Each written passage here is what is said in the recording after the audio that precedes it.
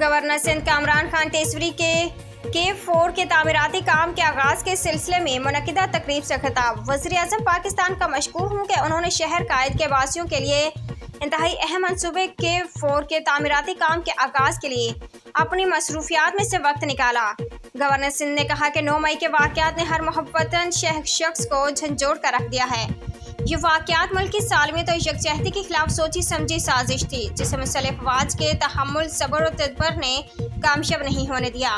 ملک کے معاشی ہب کراچی میں سمندر ہونے کے باوجود شہر قائد کے مکین پانی کی بوند بوند کو ترس رہے ہیں۔ کامران خان تیسوری نے بتایا کہ 4 منصوبے سے کراچی کے شہریوں کو روزانہ 650 ملین گیلن پانی دستیاب ہوگا۔ وزیر اعظم نے کے ہمراہ تقاریب میں شرکت کی اور ان کی گاڑی بھی خود چلائی۔ گورنر سندھ کامران خان تیسوری نے وزیر اعظم پاکستان محمد شہباز شریف کا کراچی پہنچنے پر فیصل ایئر بیس پر استقبال کیا۔ گورنر سندھ وزیر اعظم کے ساتھ ان کی گاڑی ڈرائیو کرتے ہوئے ایکسپو سینٹر میں ٹیکسٹائل ایکسپو میں شرکت کے لیے پہنچے۔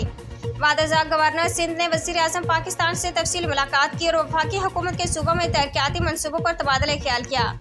گورنر سندھ نے وزیر اعظم پاکستان کے ساتھ بزنس کمیونٹی کے نمایاں افراد سے ملاقات کی۔ اس دوران مختلف سیکٹرز کو درپیش مسائل اور ان کے ممکنہ حل پر تبادلہ خیال کیا گیا۔ عمدہ میں پکائیں اور جی بھر کے کھائیں۔